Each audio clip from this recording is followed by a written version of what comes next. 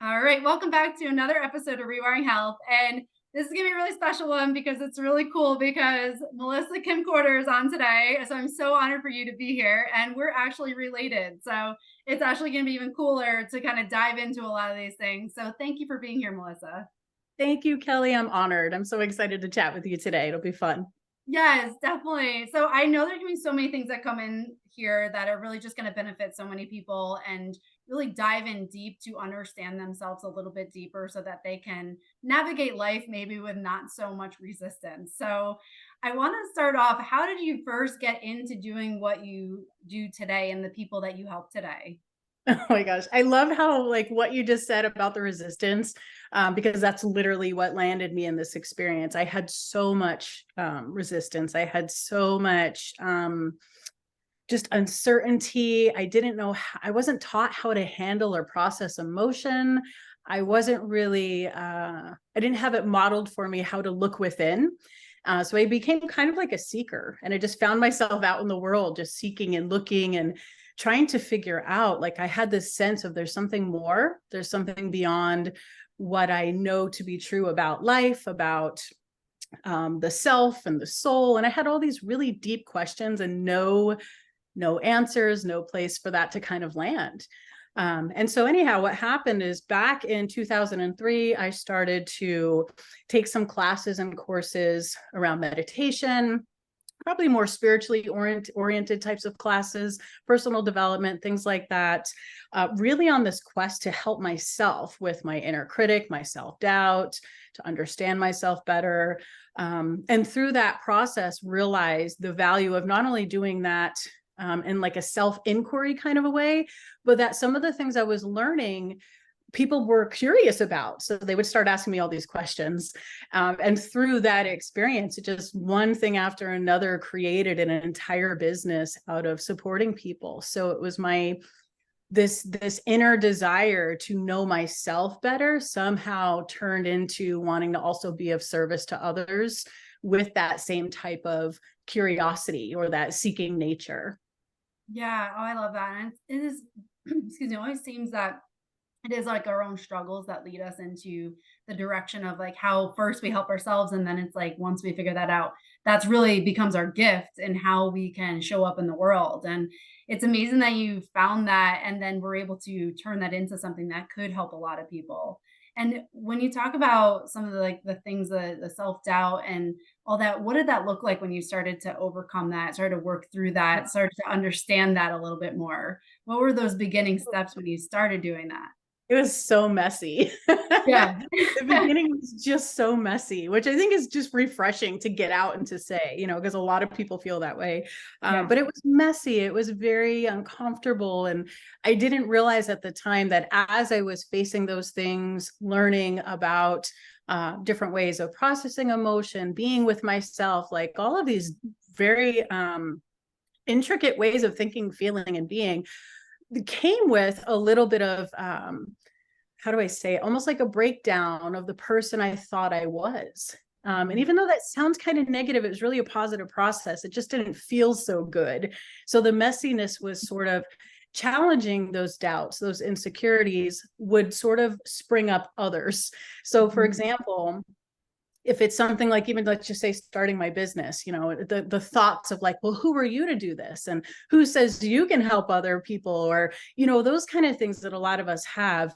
As I started to face some of those and say, well, I believe that I can do this, I have experiences that are valuable and meaningful, other ones start to spring up. And Mhm. so that actually got me more curious about not only the inner narrative that was happening, but also this process of like, why does that happen to us, which led me to exploring the mind, consciousness, the psyche, the mind body connection, a lot of these different things that are in all different areas of like personal development and psychology. That helped me to see like, okay, that messiness is a good thing. That means something is shifting, something is changing. And I actually have a professor who describes it in this really cool way.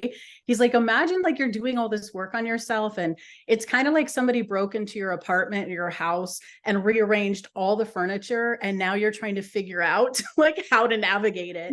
That's what it feels like, right? Yeah. When things are like deconstructing, whether it's a limiting belief, a new identity, becoming the person that you just feel like you want to be, or that you're ready to kind of step into different patterns and ways of being and behaviors.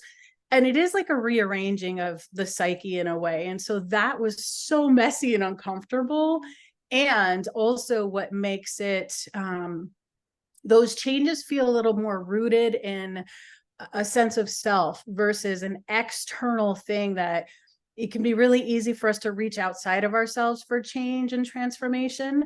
But that discomfort for me is almost like a marker of like, oh yeah, that time was really hard, but it was really real and personal because I was willing to show up for myself. So it's messy, but has some golden, like, you know, the silver lining is in there, so to speak, too. Yeah. Oh, yeah, absolutely. And it is that, our brain continually goes back to what's most familiar. So even if it doesn't serve us, we keep going back to the old patterns because there's a sense of certainty there. And certainty feels safe, even though it may not bring us joy and excitement and fulfillment, it's safe. And that's why we keep going back to those patterns. So it's like, I love how you talked about you had to almost like relinquish the past version of yourself to discover the new version of yourself. And you really had to separate who you were to who you were becoming. And then I also love how you talk about you're constantly evolving. You're becoming a new person every time because once you uncovered some of your truths, then you just discover that there were more to uncover about yourself. So I love that. And I also love how you talk about messy because it is messy. And I think sometimes people get stuck in even starting because they think they have to have all the answers. And Right. I think exactly what you said is just validation for you don't have to have the answers. You just have to take a step forward. Yeah. So that's absolutely amazing. Can you dive into a little bit deeper some of those limiting beliefs that get stuck in our subconscious mind and how you were able to start peeling them back and realize that they were not true and that they weren't helping you move your life forward in the direction you desired? Oh my gosh, I love this. There's so many parts to this process, or I want to say process, but I'm sure it's just a collection of just random events that Yeah. happened. But it was a process in a way. I think the willingness to explore was the first thing. Even though they were uncomfortable, or what some people might even call like negative thoughts and feelings, there's still value in that. And there was a part of me that didn't know the value, but still knew there was something to it. So the discomfort, the things I wanted to avoid, the feelings that didn't quite make sense, my willingness to look a little closer and what I would call like leaning into it with support too, like different types of support. Sometimes that might have been a counselor, a therapist, a spiritual guide, or, you know, whatever at that time. But I realized that was a key to helping to shift those things. If I just paid attention to the negative thought, I would catch myself spinning, ruminating, getting sort of trapped in that. And that would stop me from taking that next action, whatever it was. So instead, I just found different ways. And I think there's so many different ways, but many ways to lean into that discomfort, to realize it's got something for me. And what would happen is a few different things. Sometimes I would realize that this fear, that's what I feel like it was at the root of many of these negative thoughts and feelings, was a fear or an idea, a perception of how things could be. And when I would break that down and give myself permission to like go all into it, I would feel the fear. I would actually sort of do this technique one of my mentors taught me, where I'd kind of amplify it in my system a little bit, which was pretending it's happening, but knowing I'm safe at the same time. That did something to let me face that, to see like, wow, this doesn't have the power over me I thought it did, but I needed to almost be in that position to have that realization. So those kind of things where there were just many opportunities to get really slowed down, which is like the opposite of our society. Yeah. Pay attention. And it's not as tedious as it sounds. Like I didn't have to do that with every single negative thought, because I found what would happen is if I just picked the really big ones, the really big things, the themes that are kind of circulating through life, and I worked with one of those, they had this way of untangling all these other areas of my life. And so that was essential, trusting that process, knowing that it doesn't feel great, but that's not an indicator necessarily to stop. You know, I think we have to know ourselves around that, that way of working with emotion and sensation and things like that. But the willingness to just explore is what really started the whole thing. And I also detached from the outcome. So to when we talk about identity and becoming someone else, or sort of allowing in these new qualities or traits to take root, I had to also recognize for myself that the things I was releasing and letting go to let those things in weren't bad. They were essential. There was, some of them might have been coping mechanisms that were needed to get through a difficult time or a traumatic event, or they might have been something that really served a purpose for me at that time until I had new skill sets or a different way of seeing. So that breakdown and that messiness is also sort of like a sorting out of new ways of seeing and being in the world, not just like who was I, but now how do I want to move forward, and what kind of emotions and energy or perspective do I also want to cultivate for myself as I'm doing that. I don't know if that answers the question. I just sort of like had No, so much 100% swirling about with that.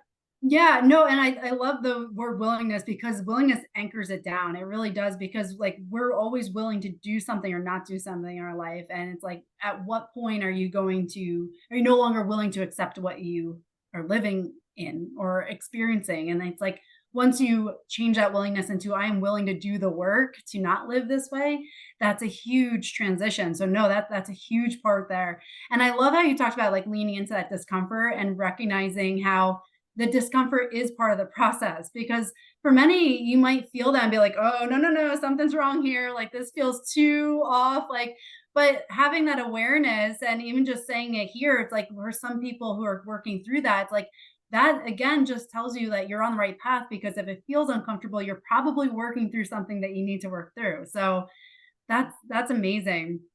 And would you say it's like when you start to like just have that acceptance of like it is what it is without applying like a positive or negative to it, is it more just like you're surrendering to the experience? Would you say it was how you experienced that?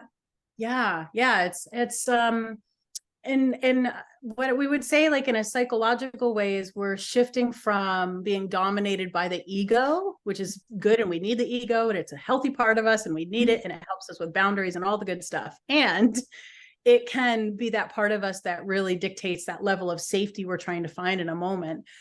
So what I was recognizing is later, after kind of looking back and reflecting, is that my ego trying to keep me safe was calling all the shots. But when we start to allow the deeper self to emerge, the awareness, the shift of focus is then guided by the deeper self instead of the part of us that's really trying to, it's like this gatekeeper that allows certain amounts of information and things to come through. So when the ego begins to reorient and allow our consciousness to be connected to the deeper self, there is this acceptance. There is this, now some of us go kicking and screaming. I don't want to make it sound like it's always pleasant, but some of us can also, like you said, that willingness word, have a little more grace with it, acceptance, surrender.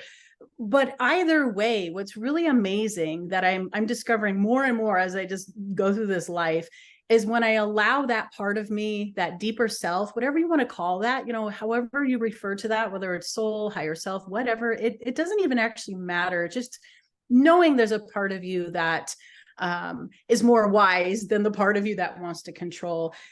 That spaciousness, that acceptance that happens also widens the perspective. It widens the lens, I like to say, of what we can now see, what we can take into our lives, our capacity to hold different experiences, to hold more joy, to hold more love.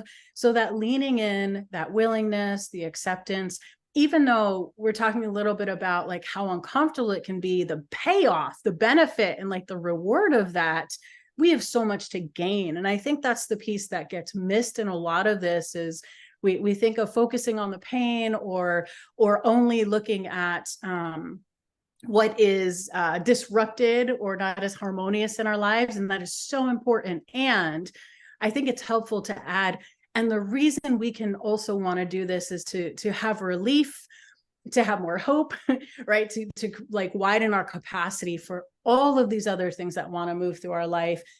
Even though in the moment, I know that that pain or that thing, that discomfort can feel like your whole world, there's so much more behind all of that. So that's kind of been my discovery of that within myself by facing these things and leaning into it.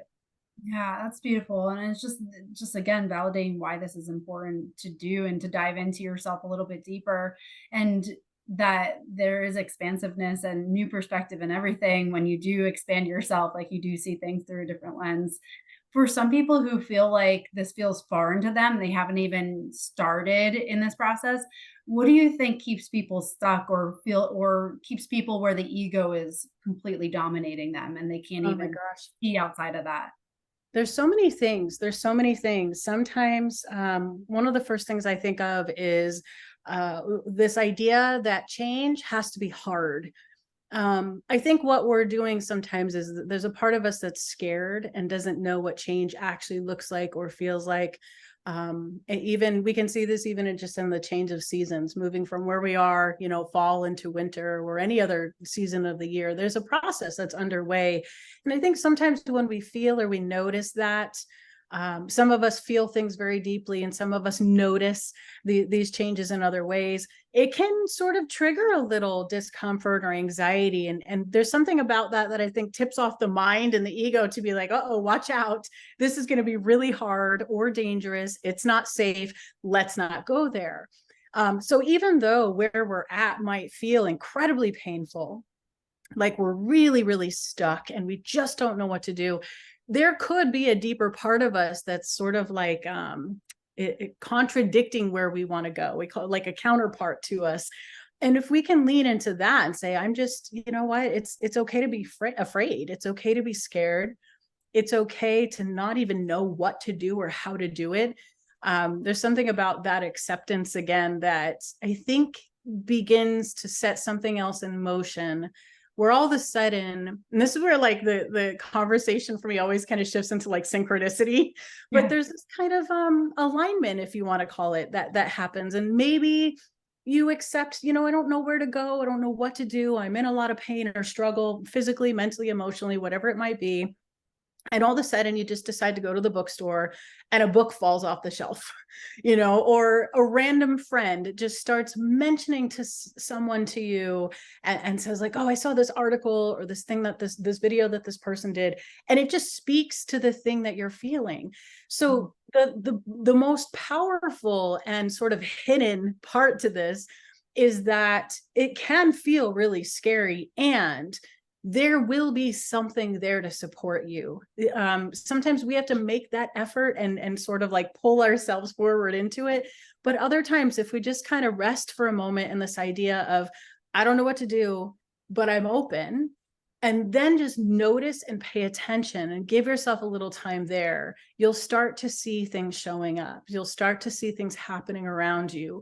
It's like a reorchestration of the world saying like, I've got your back here, and you don't have to feel that way. And I know you're scared, and we're going to give you all these resources in a whole variety of ways mirrored in the world around you. And your job is to just one by one accept, notice, see what feels right, or what looks like a possible next step. But don't put this burden on yourself that you have to figure it all out, that you have to know what your healing or transformation journey looks like. Just be willing to take a step. And I really believe the universe will, whatever that is also to people, will meet you, and not only meet you halfway, but really come in close if you're just willing to start moving forward. I Yeah. love that. And I totally love the synchronicities because I've experienced it in my life and I'm like, oh my gosh, like what's the odds of that happening? Like The other week, or a few weeks ago, I started a book and I pulled it off my shelf. I've literally had it since like 2016. But like 2016, I was not in a place to read it. I would not have received it well. But I literally, it's been on my bookshelf and I'm like, oh, I should read that book. I read this book and I'm like, that's what I needed to hear right now. Like, so Oh, it was literally that. I've had it on my bookshelf for 7 years. And it like took me to now where I'm like, I was open enough to receive the messages. And it's exactly what I needed to hear in this moment. So I totally get what you say with that. And I think that's such a huge message for people who do feel like they have to have it all figured out. It is just about taking just one little step, but also, like you said, being open to seeing how things are helping you, that you're not alone in this journey. And it's like, again, going to the science of that, that's the reticular activating system. So if you are looking for that, you'll actually start filtering out the world to see more of that. So that's the coolest part. It's like there's science and spirituality all coming together to help you out, you know? I So love it. That's my favorite, when those worlds really are so much yeah. closer for us than we realize sometimes. They really are. It's amazing. I want to dive into that a little deeper because again, for someone who maybe this feels a little foreign, and like I know like when I was started before I was in a better place than I am now, but like I would think I have to just stop the negative thoughts and start thinking like more positive. I got to be more positive. And I know we can get stuck in these traps where it's like, stop the thought. Okay, let me think of something positive. And it's just so surfacey. And I recognize that now, but back then I thought that was what I had to do. Can you talk Right. about how that can become a trap for people where we think we have to submerge ourselves in positivity in order for us to actually make changes and how that really does not serve us well? Oh, I love this area because this is something that I experienced very personally when I first started getting into more of the spirituality of things, and even in some of the psychology type of area, personal development. I kept hearing these different things, and it wasn't necessarily that I was against these different ideas or ways of being or perspectives, but what I kept saying was this undercurrent of like, don't feel it, override it with your mind, just think positive and everything will work out. And even though I think the core to that is very true, that things are working out for us, I think that there's we need to like really be tender with our humanness as we're kind of getting there. So that it's such a difficult place to be. And I think we've all been there, or revisit that in our lives, where it's you say to yourself like, oh, I just think I should be thinking differently about this. I know there's a solution, but I'm just not feeling it. I feel stuck or trapped, or depending on the environment we're in, levels of safety and all of that. So those thoughts will keep spinning, and then depending on other parts of our overall, I'll say, our inner makeup of who we are, they can affect us in different ways from that place. Some people are really good at having negative thoughts drive them to do an action or take an action in the world of achievement or goals or things like that. It comes back to the nervous system a little bit when we kind of start thinking about those thoughts and how the body responds. And some of us shut down, some of us are motivated, some of us will just retreat, withdraw. There's so many different ways that we respond to that. But one of the things I think that's so helpful is remembering that it comes back again to me for that thought has purpose. It may not be healthy, it may not be where you want to stay, and you certainly want to find a way to not let it control you or dominate your thinking life, your thought life. And how can we give it an outlet? So the thing that changed my life, and still I do this every single day, is just working with a journal, just a notebook. It doesn't have to be anything fancy. But if we can understand that, like, whatever's going on internally is trying to get our attention. For some people, it is a positive thing that wants to become something else in their life. So an example is an idea, a creative impulse, right? Maybe it's an annoying idea you can't get rid of, so it feels almost negative because it won't leave you alone, but you're not paying attention to it. For somebody else, it can be something from their past that's unresolved within them on some level, and it's just kind of spinning. And there's a million things in between, but journaling, I feel like, gives those things a place to go. And some people are afraid. So this idea of like thinking positively to override our humanness, our feelings, our emotions, can be really damaging for people. And so, of course, we don't want to stay there in that energy and that emotion. But I feel like what's really helpful is to at least move it a little bit, do something with it that you feel like you have some type of creative control over. You don't have to be a therapist or a counselor to get out a journal and let yourself just free write. No editing, no censoring. What is the thought? What is the feeling? You can ask yourself questions like that. You can scribble, you can draw. It doesn't have to be coherent. It's not going to be published. So it's more of just like, I want to give this thing, this thought, this feeling a place to go.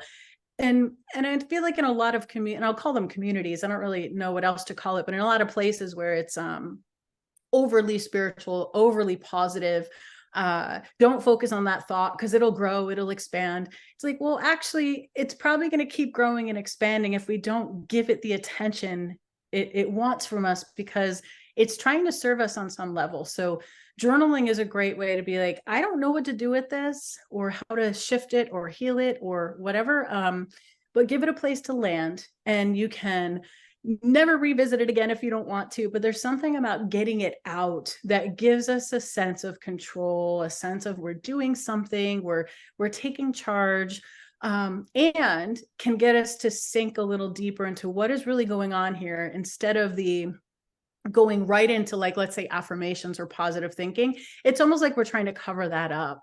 And it'll just keep festering. So I really like journaling as a tool for people to start to find safety in connecting with their thoughts and feelings, start exploring them. You don't have to trace them back into traumatic events or do that other kind of work on your own if you don't feel safe to, or if it's too big. But at least giving it somewhere to land can start breaking that pattern, instead of just sort of covering it up or bypassing into something positive, because then it's just it'll come out sideways somewhere else in life, I find, through the body, through a relationship, through some other thing. So it's kind of like, I feel like we just have this opportunity to stop being so afraid of our humanness, our humanity, and I see in the spiritual language and places, that's one of the reasons it turned me off to it for a little bit. And then I reemerged and thought, I'm just going to bring the light into these topics. Right. But that is something I see, and that's damaging too, when we only focus on the positive, because we do have this different, deeper dimension to us that allows us to work with the parts of ourselves that we don't feel so good about, but they have purpose too. It's not something to get rid of. The more we embrace these different aspects of who we are, the more we tap into our wholeness, instead of this false identity or false self, or back to that idea of like the ego-oriented self. That's the part of us that wants to be perfect, that wants all the parts to be loving and kind and probably abundant and rich and have a perfect body, but then there's all these other parts that are like, maybe they're angry, maybe a part as a rebellious 16-year-old that like didn't get to be a child. Maybe there's so many of these other parts of us, and it's what makes up our character, the greater part of who we are. So if we can lean into them a little bit at a time with the right support, we'll discover so much more in that thing that we're trying to override or bypass. So anyway, that's a really long answer. I'm sorry about that.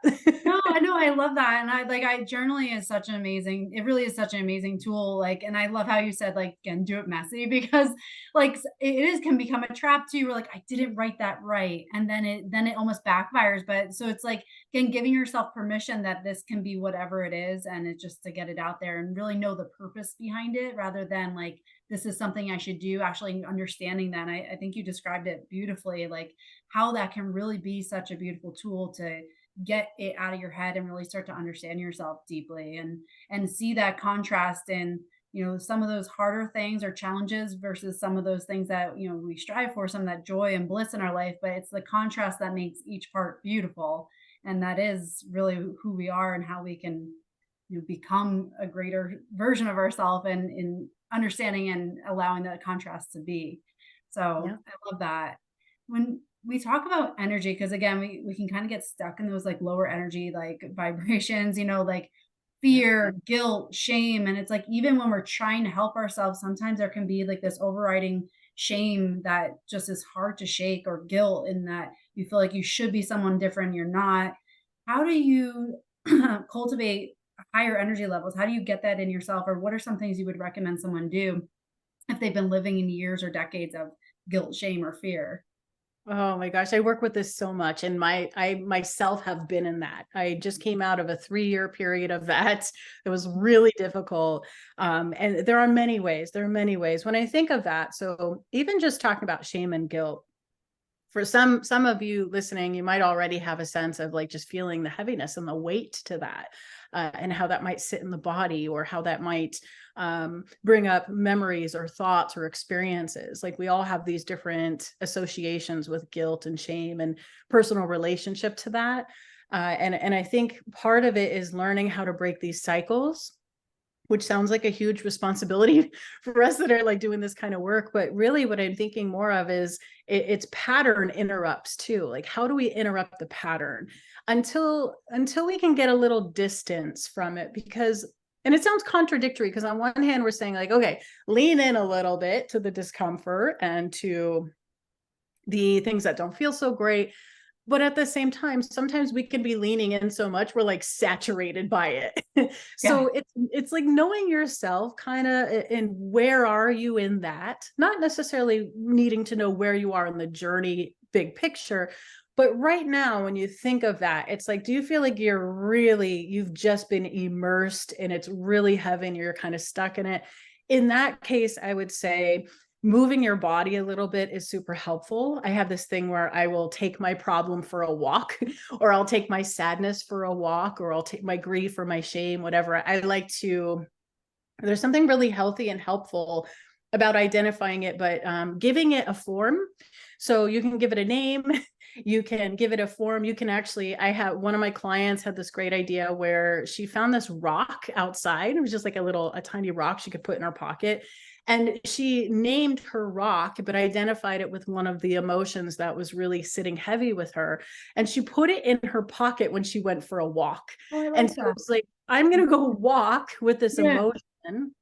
And you slowly start to separate yourself a little bit from it. Otherwise, what we can do when we're so stuck in it is feel like it's our whole identity. It feels like our whole world is this one emotion, this one block, this one thing. And that even makes it more heavy and more dense.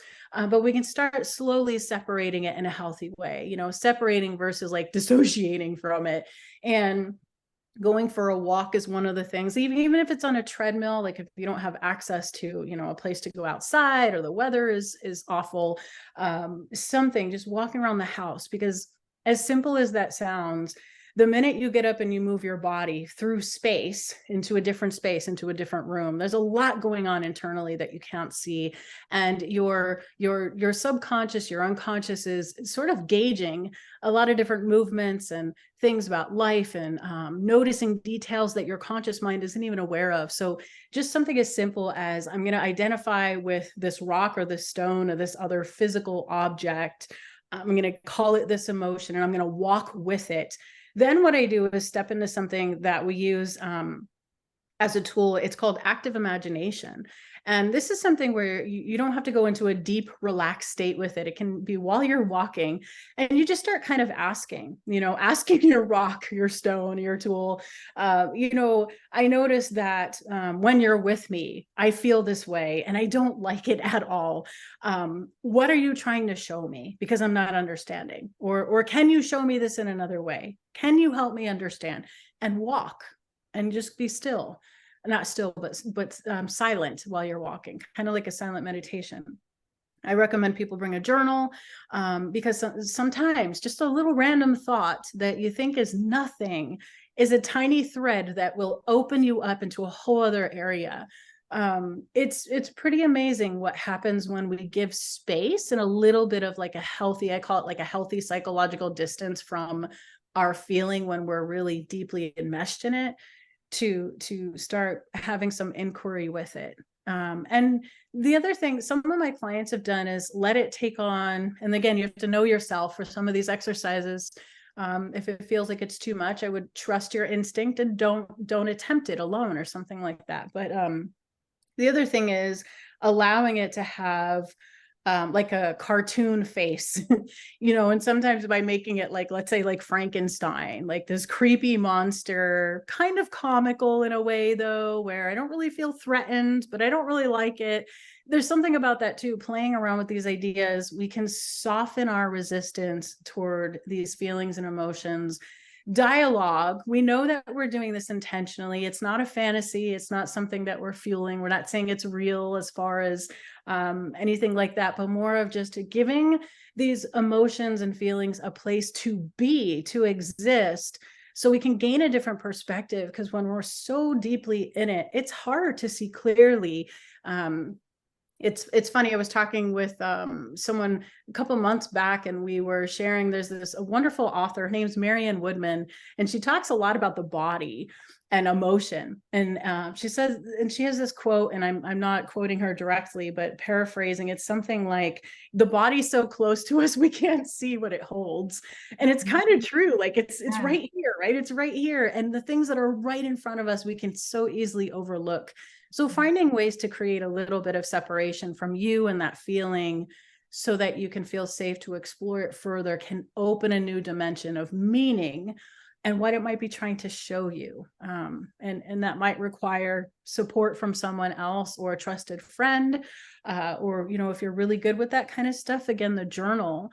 But knowing there's something there, and just because you haven't realized it or found it just yet, doesn't mean you're as stuck as you feel. It just takes a little bit of exploring and working with it. Yeah, no, I love it. The perspective is so important with that, because I love that. I do walking too. Like that totally works, because it really does kind of allow you to understand yourself better. But it's like that perspective. If you go to a painting and you put your nose right up to the painting, you can't see the whole painting. It's confusing what that could possibly be. But if you take a few steps back, now you can see the picture for what it is. And it's exactly what you just said. It's like having that perspective, removing yourself a little bit from it, where you can start to see it for what it is and not just feel like it's consuming you. And that's huge. Yeah, I love that. And I also like the idea of the stone. I never thought about that, but that's such a great idea. It's like, again, just having something that like symbolism for your brain. It's amazing. You don't know what things will do to your brain to allow it to open up. And Absolutely. one thing that I really took from what you were saying too is just asking yourself the right questions. Like Mm, asking yourself questions that will help you move forward, because we can often get stuck in the questions like, what's wrong with me? Why does this always happen to me? And it's like, if you ask yourself those questions, you're going to get a set of answers that are not going to help you. So you have to start asking yourself the right questions. And I love that, how you shared that as well. And yeah, that's so good. That's such a great point. Yeah, because those questions, depending on how they go, can open up a whole other thing and actually make totally. you feel worse or more deeply embedded in your situation versus expansive. Yeah. Yeah, absolutely. One thing I want to get into, because I found this so interesting and you had written this, but how do fairy tales psychologically help us? And I would love to hear Yes. your perspective on that, because I found that so interesting. So I would love to hear that. Oh, yes, this is one of my favorite things. So, Yeah.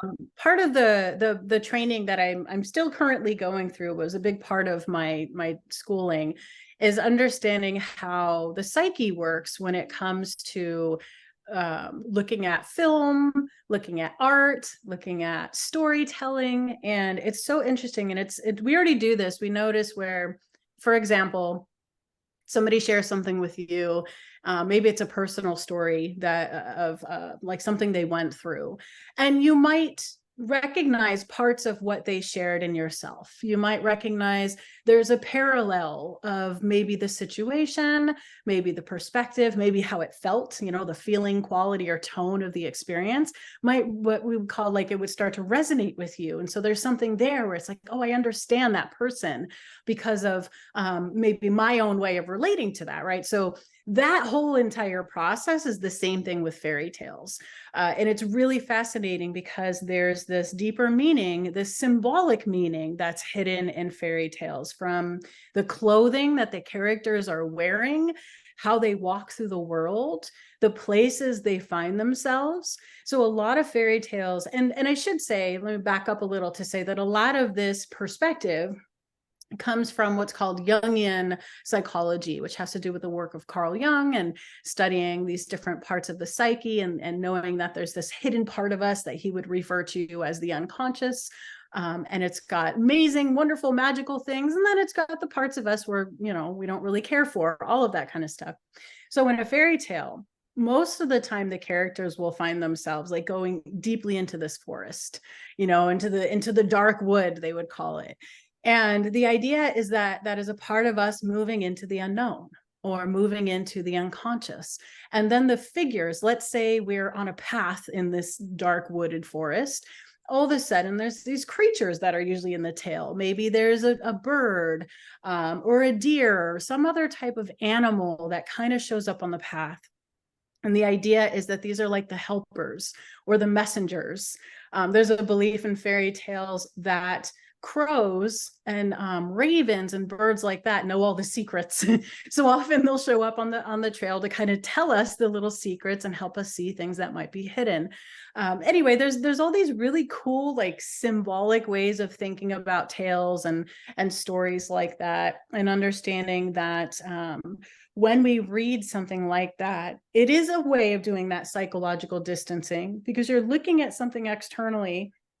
You may be resonating with it in a deeper way, but you're seeing something different or new through the character's journey, which can help someone.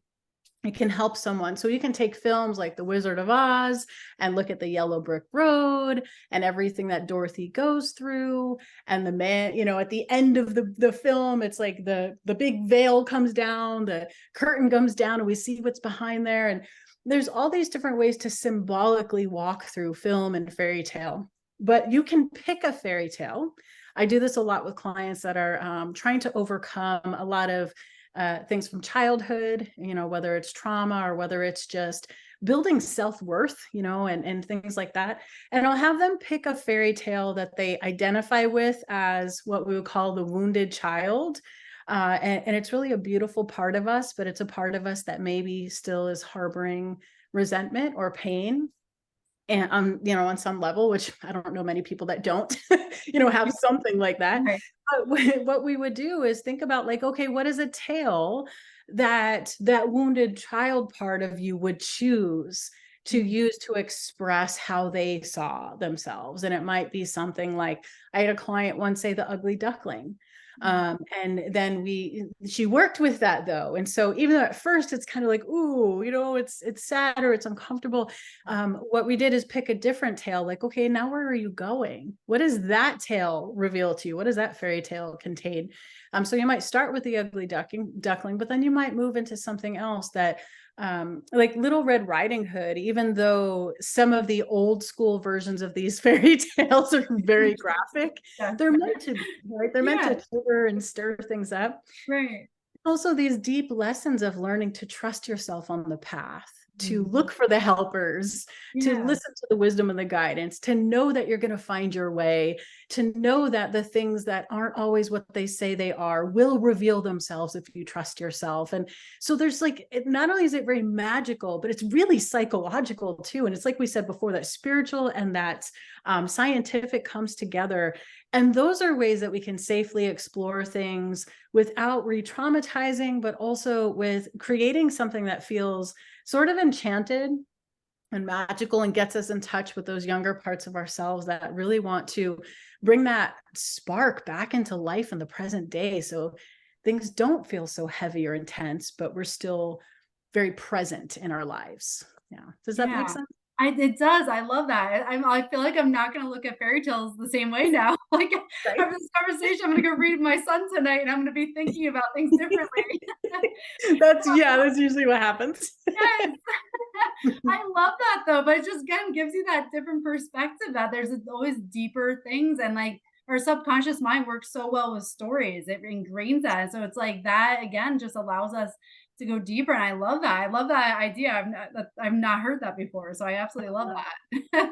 So That's fun. amazing. You can Yes. recreate it. You can recreate the tale or the story, or add a Right. new ending, or maybe Mhm. in your real life version of your childhood tale, there were certain things, and maybe you revision it to, who do I wish could have shown up? And let's add Yeah. that figure creature in. Let's add that creature, that animal. Animals are really great too for when we're dealing with some really intense traumatic type of material for people. They're like a middle ground, a safer way of working that isn't quite so human, right? Because people may not feel safe to all people. So you can also work with an animal or a creature in that way with this active imagination type of process that still helps you very deeply, but gives you a little bit of that emotional safety until you're learning to trust or cultivate something else in your life.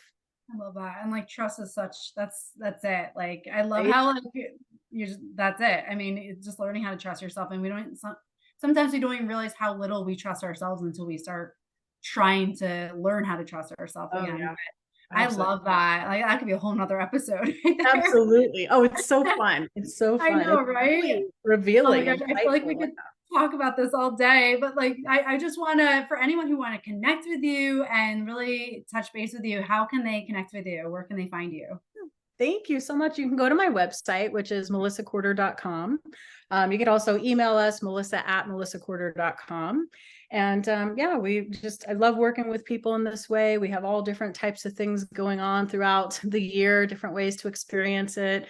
I am working on my website, so I will have some more materials, including some of the fairy tales and examples of how to work with it, things like that. But yeah, just feel free to reach out and get in touch. Yeah, definitely reach out to Melissa and I will put everything in the show notes. This has been amazing. Thank you so much for coming on today and sharing just so many unique ways of approaching our better understanding of ourselves. And I love it. So Oh, thank thank you. you. It's my honor. Anytime I get to talk about this, I'm like, is this really my life? This is so fun. And, it's just, it's such a pleasure to be able to bring things to people and share and have these types of conversations. So thank you for what you do as well, because it's really Thank impactful. you. Thank you so much. And you can just see how like everything has just been this gift to you that you are now giving people a gift of having a better understanding of themselves. So thank you again. And again, thank you for everyone who listened and tuned into this episode. And if you found value in it, please share it with as many people as you can because we don't want to keep these messages to ourselves. And again, it could be that synchronicity in someone's life that they needed to hear something that came out today. So share it with people so that they can start taking that step forward in their life and start cultivating some trust within themselves. So thank you again and